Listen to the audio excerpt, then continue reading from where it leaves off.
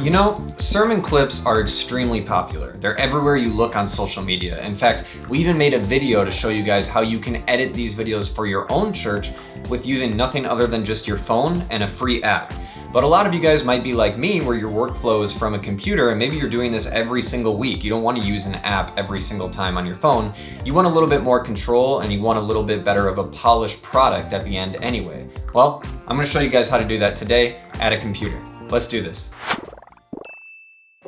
Alright, so for this tutorial, we're just going to be looking at my computer screen to make things nice and simple for you. Today we'll be using Premiere Pro, as it seems to be the most popular, but I'm also aware that it's the most expensive and not accessible for everybody. So if you'd like, you can also follow along with CapCut or DaVinci Resolve. These are both free softwares that are great video editing platforms, and you can download them right onto your desktop.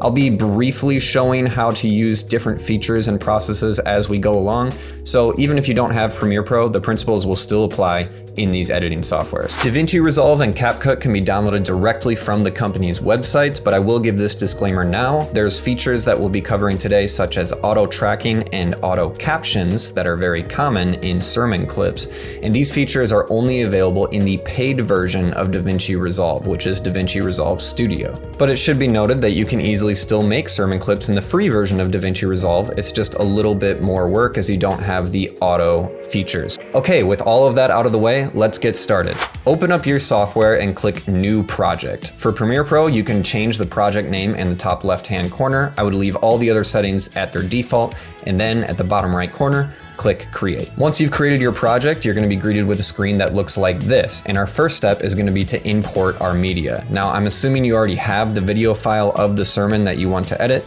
but if you don't, I would ask your audiovisual team where you can find this file, or if they can just give you the YouTube download from the sermon, but either way, you're going to need that file from the sermon in order to actually be able to edit it. So once you know where to find that file, all you have to do is right-click in the project window and then select Import. Find the video file you want to edit and you should be good to go. Now that we have our video imported, we want to just click and drag it onto our timeline, and this can be done in all the programs, DaVinci, CapCut, or Premiere Pro. Doing this will automatically create a sequence, which you don't have to worry about now, but it will come into play later. Now, you probably noticed in my program window, it looks like there's a bunch of red lines that look like crosshairs almost. These are just guidelines that I use when I edit. Chances are you probably don't have these, but if you do and you want to get them off, all you have to do is hold Control and then hit the semicolon button to turn your guides off. In our project window, I'm going to create some folders so that we can organize all the different media that we're creating, because we're going to have sequence files, we're going to have video files, and audio files, and so you want to make sure it's very clear what you're clicking on as we start to edit. So I like to make folders. To do this, click New Bin, and I like to create a bin for each category. So we're gonna do one for video, one for sequences, and one for audio. And once those are created, you can grab the video file and drag it into the video folder, obviously, and the sequence file and drag that into the sequence folder. Okay, so the next step is going to be to trim our clip, because depending on your sermon or video file, it's probably an hour long or more, and obviously we can't fit that on social media. Try to get just a part that's only a minute long, and then we'll go from there. Once you've found the section that you want to edit, drag the playhead to the start of that section, and then with this little bar on the bottom, you're gonna grab one of the ends and click and drag it so we can zoom in on our clip. And in CapCut and DaVinci, you can still be doing all of this on the timeline by simply zooming in and out on the timeline. Once we've zoomed in, it's a little bit easier to manage and we can see what we're doing without jumping all around in this long clip. Okay, so once you're sure that your playhead is at the very start of where you want your clip to start. And so there is a difference, right? Because we talked about last week how Proverbs says there. We're gonna cut off everything before it by selecting the razor tool. I believe in the other programs it's called a blade or a split tool. And with this tool selected, all we have to do is make a cut right where our playhead is. After that cut has been made, we simply just have to select everything before that cut to the left of the playhead, and once it's selected, we can just click Delete to get rid of it. So now that we've made a cut at the start of our clip, we also need to make a cut at the end of our clip. To do this, I'm just gonna watch through until I hit the part where I know the clip should end. When we are in alignment or out of alignment. All right, and I want my clip to end right here, so I'm also going to make a cut right after he's done saying the word alignment, and then I will select all of the video after that moment to the right of the playhead and click delete. And if I zoom out on my timeline, we'll see we just have that tiny little clip. That's all that's left. And so we can simply just drag that to the beginning of our timeline, and now that's the only clip we have to edit. Okay, so next we need to make sure that this actually fits on a phone, because you might be able to tell, but right now it looks like a YouTube video where it's all horizontal and widescreen looking. So in order to change this so that it's a size more suitable for a phone, we're actually gonna look at that sequence item that was automatically created for us earlier on. Now, the nice thing about Premiere Pro is it has a feature where not only is it going to automatically size this for a phone for us, but it's also going to add a automatic tracking feature onto the subject of the video, which in this case would be our speaker or our pastor. Now, I promise you this feature is absolutely amazing. It saves me a ton of time, but for some reason, my specific church's lighting or stage or whatever, it just doesn't seem to be that reliable, but I'm including it in this tutorial because using this feature, you might run into the same issue I do, and I'll show you how to kind of fix it or work around it. But either way, whether this feature ends up working well for you or not, the next step is going to be right-clicking on that sequence item in our project window, and then click Auto Reframe Sequence. This menu is going to ask us a couple questions. I highly recommend changing the sequence name to something that makes sense to you, because later when we export this clip, you'll want to know what we named it. So I'm going to name it Reframed Sequence. In the target aspect ratio, I'm going to leave this on vertical 9:16. That's going to be fitted for a phone. And for motion tracking, I'm also going to leave this on default. And in the last option, under clip nesting, we're going to leave this on don't nest clips, and then click create. And now the timeline that we're looking at belongs to a brand new sequence.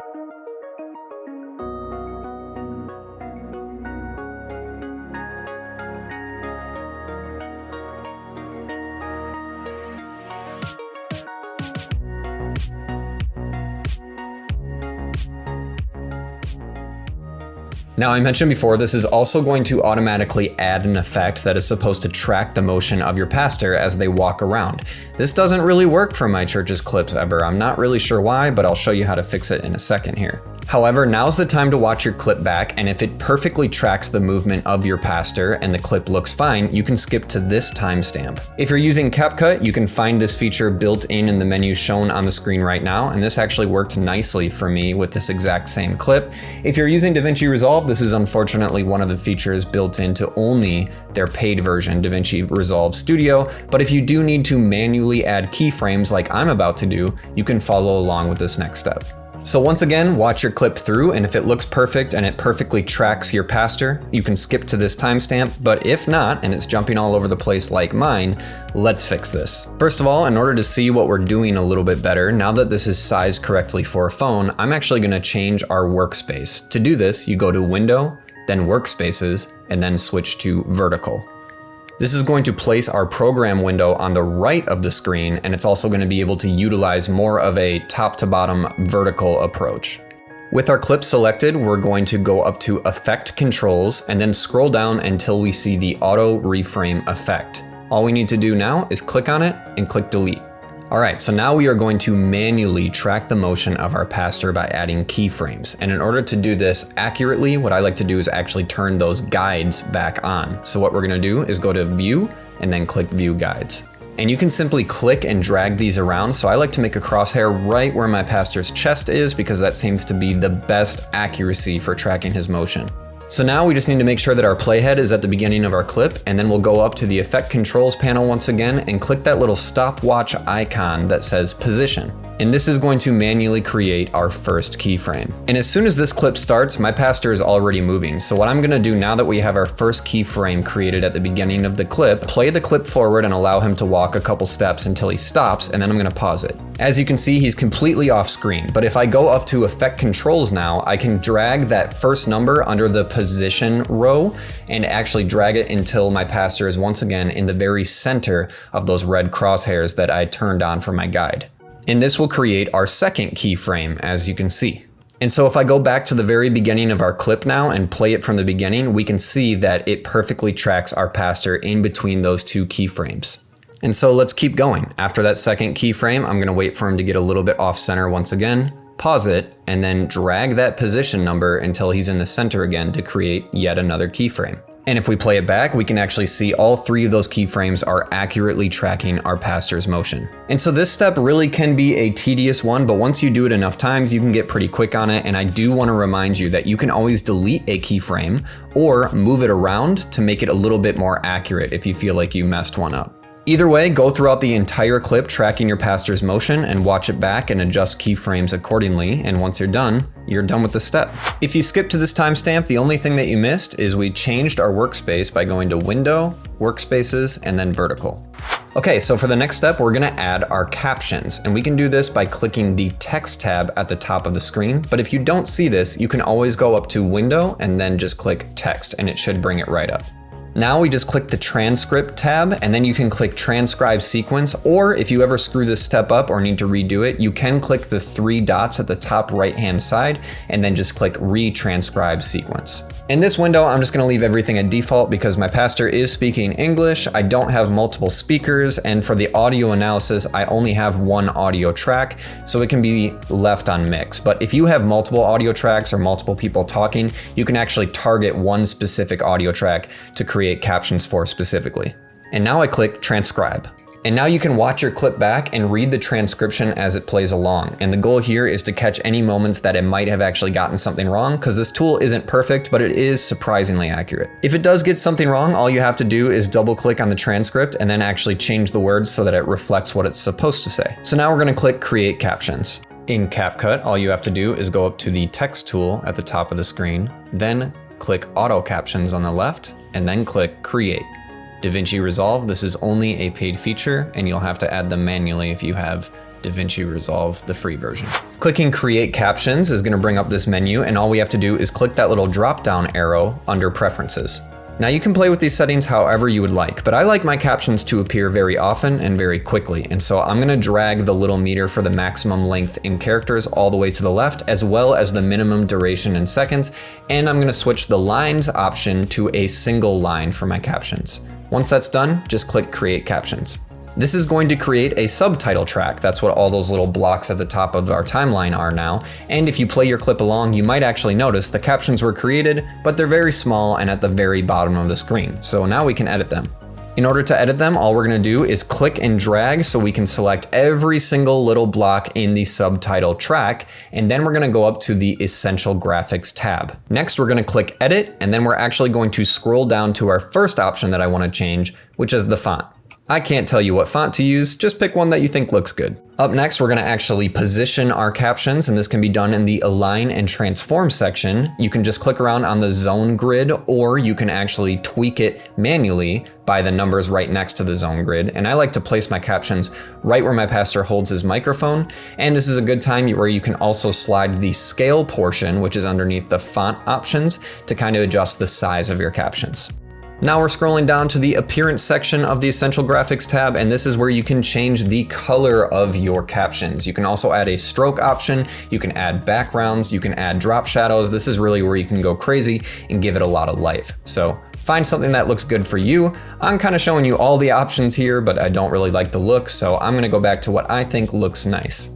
Now, I have noticed occasionally, even though we selected that all of our captions should appear on a single line, if you adjust the size of these captions, they can sometimes get pushed onto a second line. And so if that happens, all you have to do is find that one that appears on 2 lines and then actually have it highlighted and then adjust the scale until it appears on one single line.